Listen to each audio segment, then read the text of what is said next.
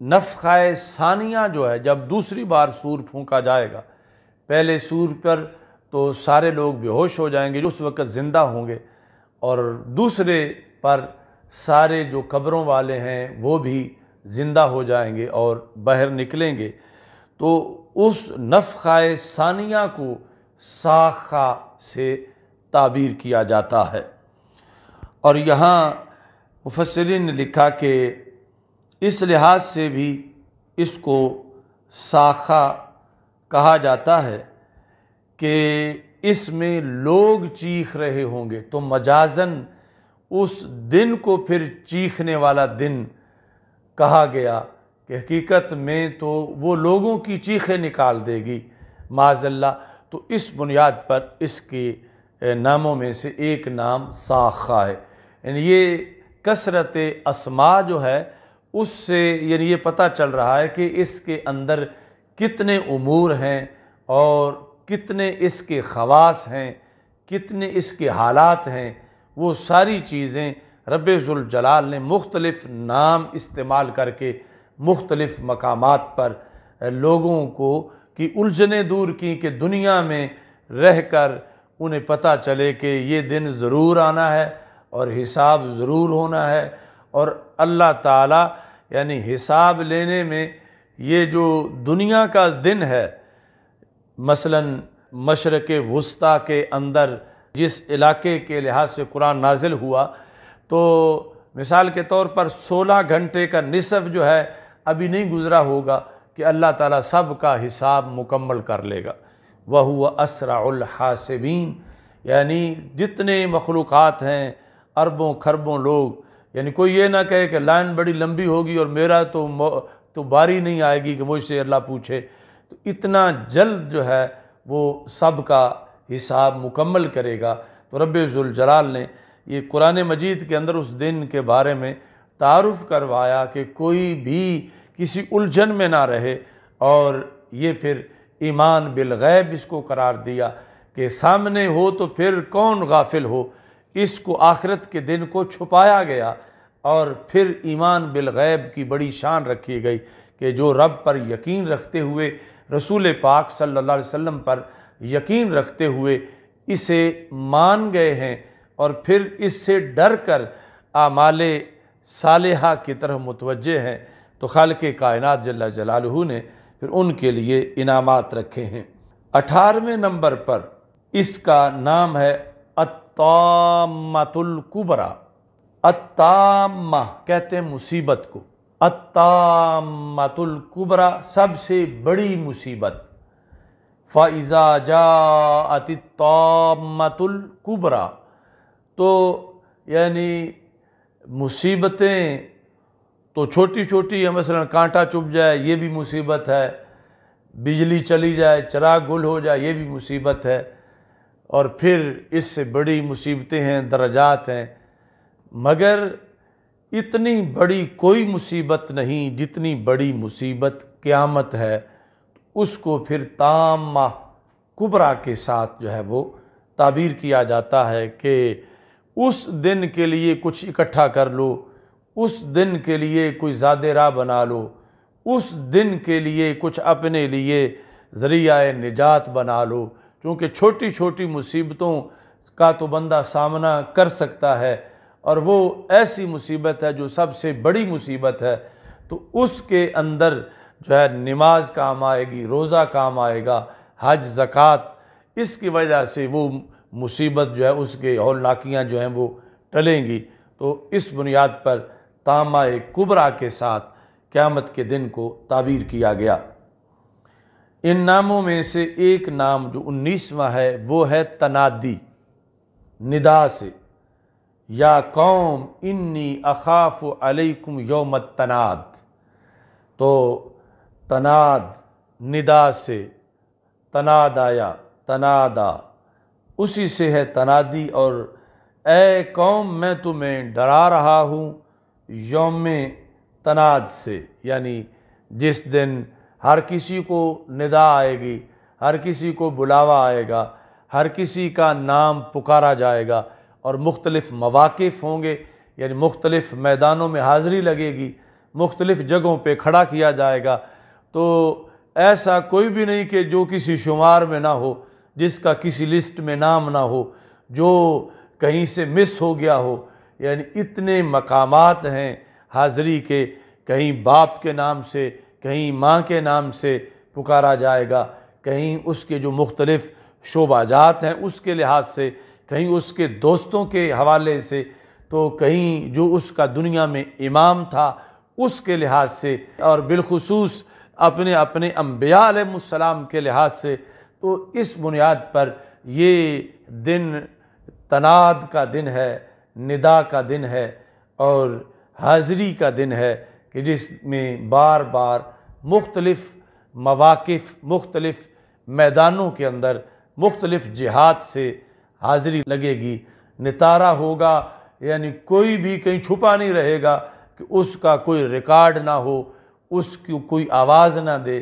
یعنی یا تو جزا کے لیے ہوگی یا سزا کے لیے آواز ہوگی، ضرور جو ہے اس دن ندا سب کو آئے گی۔ 20واں نام اس کا ہے راجفہ، یوم ترجف الراجفہ۔ خالق کائنات جل جلالہ نے اس کے جو ہولناکیاں ہیں ان کو بیان کیا، اور یہ جو راجفہ ہے یہ نفخہ اولا کو کہا جاتا ہے، جس طرح صاخہ نفخہ ثانیہ کو کہا جاتا ہے۔ تو پہلا جو سور پھونکا جائے گا، حضرت اسرافیل علیہ السلام جو سور پھونکیں گے، یوم ترجف الراجفہ، اس کو راجفہ اس لیے کہتے ہیں کہ جب یہ آواز آئے گی، سور پھونکا جائے گا تو ہر چیز تھر تھرا جائے گی، تو یہ ہے راجفہ، یعنی تھر تھرانے والی، کہ اس آواز سے ہر چیز پر کپ کپاہٹ طاری ہو جائے گی، یعنی جیسے زلزلہ ہوتا ہے اس انداز میں پھر یہ آواز جس چیز کو پہنچے گی، اور جو بھی زندہ ہے اس تک پہنچے گی، اور اس کو سنتے ہی وہ ہر شے زیرو جو ہے وہ بے ہوش ہو جائے گی۔ اس کو جو ہے وہ راجفہ کے ساتھ جو ہے وہ تعبیر کیا جاتا ہے، تتبعها الرادفہ، اس کے پیچھے رادفہ ہے، یعنی نفخہ ثانیہ، جس کو صاخہ بھی کہا گیا۔ تو نفخہ ثانیہ جو ہے، پہلے نفخہ اولا اور ثانیہ، ان کے درمیان جو ہے وہ 40 سال کا وقفہ ہوگا، یعنی نفخہ اولا کے بعد ہر چیز بے ہوش ہو جائے گی، جو اس وقت زمین پر زندہ تھی جب قیامت آئے گی، تو 40 سال گزریں گے تو پھر نفخہ ثانیہ ہوگا، اور نفخہ ثانیہ سے پھر جو ہے وہ سب قبروں سے باہر نکلیں گے۔ تو اس بنیاد پر راجفہ سے بھی اس کو تعبیر کیا جاتا ہے۔ اور پھر یہاں سے یہ بھی ہے کہ اگر ناموں میں شمار کیا جائے رادفہ کو، تو یہ بھی اس کا مستقل نام بتایا جا سکتا ہے، جس طرح کہ خافدہ ہے، رافعہ ہے، رادفہ بھی ہے۔ تو 27 نام ہم ویسے بتائیں گے تو 3 یہ بھی ساتھ جمع کر کے کل یعنی 30 نام، اور اس سے بھی زیادہ نام جو ہیں اس سے اس حقیقت کو تعبیر کیا گیا ہے۔ رب ذوالجلال نے قرآن مجید برہان رشید کے اندر جو نام بتائے، ان میں سے اس دن کا نام فتح کا دن بھی ہے۔ رب ذوالجلال فرماتا وَيَقُولُونَ مَتَى هَذَا الْفَتْحُ إِن كُنتُمْ صَادِقِينَ، وہ کافر کہتے ہیں کہ یہ یوم الفتح کب ہے، اگر تم سچے ہو تو قیامت ہمیں سامنے دکھاؤ، قیامت لے آؤ۔ تو اس بنیاد پر اس دن کو یوم الفتح سے تعبیر کیا جاتا ہے۔ قُلْ يَوْمَ الْفَتْحِ لَا يَنْفَعُ الَّذِينَ كَفَرُوا إِيمَانُهُمْ وَلَا هُمْ يُنْظَرُونَ، قیامت کے دن ایمان فائدہ نہیں دے گا، کس کا؟ کافروں کو۔ ویسے تو ایمان کا ہی فائدہ ہے قیامت کے دن، لیکن جو دنیا میں کافر تھے اور اس دن کہیں کہ نہیں آج ہم ایمان لے آتے ہیں، تو یہ یوم لا ينفع الذین کفروا ایمانہم، یعنی اس دن کا ایمان فائدہ نہیں دے گا، چونکہ جو پیریڈ ہے ایمان لانے کا وہ دنیا ہے، کہ دنیا کے اندر ایمان جو ہے اس پر ثمرات مرتب ہوتے ہیں، اور آخرت پر جو اس دن کہے کہ میں آج کلمہ پڑھ لیتا ہوں، جو کافر ایسا کہے تو اس دن اسے اس پر کچھ بھی حاصل نہیں ہوگا۔ 22واں نام الوقت المعلوم، معین وقت، معلوم وقت۔ جس طرح کہ خالق کائنات نے ابلیس کو کہا جب اس نے ٹائم مانگا، رب فانظرنی الی یوم یبعثون قال فانک من المنظرین الی یوم الوقت المعلوم، تو وقت معلوم تک تجھے مہلت ہے، اللہ نے شیطان کو کہا۔ تو وقت معلوم، معین وقت، اگرچہ دنیا میں روز آپس میں ٹائم کا تعین کیا جا رہا ہے، مگر اصل میں سب سے اہم جو معین وقت ہے وہ قیامت کا وقت ہے، اور اسے یوم معلوم کہا جاتا ہے۔ ایسے ہی قیامت کو یوم الحساب بھی کہا جاتا ہے۔ وَقَالُوا رَبَّنَا عَجِّل لَنَا قِطَّنَا قَبْلَ يَوْمِ الْحِسَاب، اگرچہ دنیا میں روز حساب ہو رہا ہے، کسی کا 1 دن کا، 2 دن کا، مختلف طریقوں سے، مختلف جہتوں سے، مختلف محکموں کا حساب، مختلف عہدوں کا حساب، مگر جس دن سب سے بڑا حساب ہے وہ قیامت کا دن ہے، اس بنیاد پر اس کو یوم حساب بھی کہا جاتا ہے۔ 24واں نام ہے یوم الخروج، نکلنے کا دن، یعنی قبروں سے نکلنے کا دن، جس کے بارے میں خالق کائنات جل جلالہ نے قرآن مجید برہان رشید میں کہا کہ یوم یسمعون الصیحۃ بالحق ذالک یوم الخروج، یہ خروج کا دن ہے، یعنی اگرچہ دنیا میں کمرے سے نکلنا، داخل ہونا، یہ سارے مطلب پائے جاتے ہیں، مگر سب سے بڑا خروج جو ہے وہ ہے جب اربوں خربوں لوگ قبروں سے اٹھیں گے، باہر نکلیں گے، تو قیامت کو اس بنیاد پر یوم خروج بھی کہا جاتا ہے۔ ایسے ہی 25واں نام ہے یوم خلود، تو خلود ہے ہمیشگی۔ رب ذوالجلال ارشاد فرمائے ادخلوہا بسلام ذالک یوم الخلود، کہ تم داخل ہو جاؤ جنت میں سلامتی کے ساتھ، یہ ہمیشگی کا دن ہے، یعنی اب کوئی فوت نہیں ہوگا، کیونکہ خود موت کو بھی ذبح کر دیا جائے گا، تو یہ یوم خلود ہے۔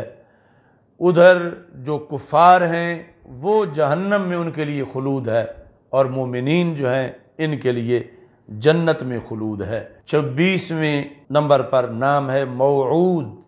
جس کا وعدہ کیا گیا، جس طرح کہ پہلے ایک نام قیامت کا وعید گزر چکا ہے، یوم الوعید، تو موعود جو ہے یہ بھی قیامت کا نام ہے۔ والسماء ذات البروج والیوم الموعود،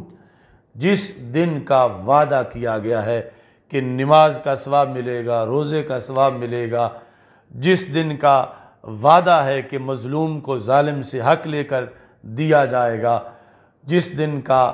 وعدہ ہے کہ اللہ اہل جنت کو اپنا دیدار کرائے گا، جس دن کا وعدہ ہے کہ خالق کائنات جل جلالہ صالحین کی آپس میں ملاقات کرائے گا، تو کروڑوں چیزوں کا وعدہ جس دن کے لحاظ سے ہے وہ یوم موعود ہے۔ ایسے ہی 27ویں نمبر پر قیامت کا نام قرآن مجید میں ہے آزفہ، آزفۃ الآزفہ، قریب آنے والی، تو یہ یعنی ہر وقت کے لیے بندہ مومن کو فکر آخرت کا پیغام دیا گیا، چونکہ جو بندہ جس دن فوت ہو گیا اس کی تو اسی دن قیامت ہو گئی، اور یہ قیامت صغریٰ اور قیامت کبریٰ کے لحاظ سے کہ وہ بھی پھر حساب کا دن دور نہیں۔ بالخصوص ہمارے آقا صلی اللہ علیہ وسلم نے فرمایا بعثت انا والساعۃ کہاتین، میں اور قیامت دونوں ہم اس طرح ہیں، تو سرکار دو عالم صلی اللہ علیہ وسلم نے دونوں انگلیاں اس طرح ملا دیں، فرمایا میرے اور قیامت میں درمیان میں کوئی فاصلہ نہیں،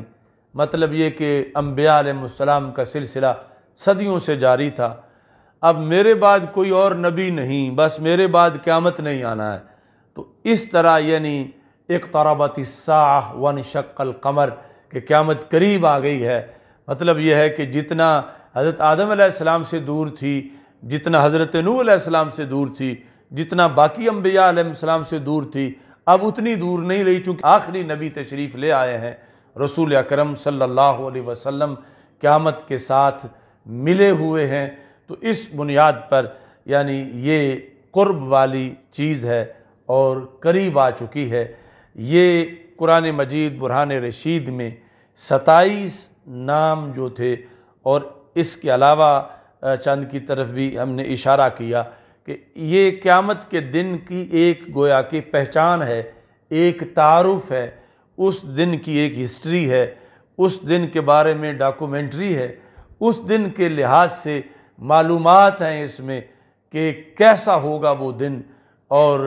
کیا صورتحال ہوگی۔ اگرچہ اس پر مستقل سینکڑوں احادیث ہیں رسول پاک صلی اللہ علیہ وسلم کی پھر اس دن کی تفصیلات کے لحاظ سے، لیکن ابتدائی اور سب سے بڑا تعارف ان اسماء کی وجہ سے ہے جو کہ قرآن مجید برہان رشید میں رب ذوالجلال نے اس دن کے اسماء بتائے ہیں۔ اللہ تعالیٰ رسول اکرم صلی اللہ علیہ وسلم کے عظیم مرتبہ کے طفیل ہم سب کے لیے اس دن کو آسان بنائے، ہم سب کے لیے اس دن کو رافع اور عروج دینے والا بنائے، ہم سب کے لیے اس دن کو جنت میں خلود عطا کرنے والا بنائے، اور خالق کائنات جل جلالہ اس دن کو ہم سب کے لیے لواء الحمد کے نیچے رسول پاک صلی اللہ علیہ وسلم کے جھنڈے کے نیچے سرکار کی معیت میں اکٹھا ہونے کی توفیق عطا فرمائے اور جنت میں اپنا دیدار عطا فرمائے۔ وآخر دعوایا ان الحمد للہ رب العالمین۔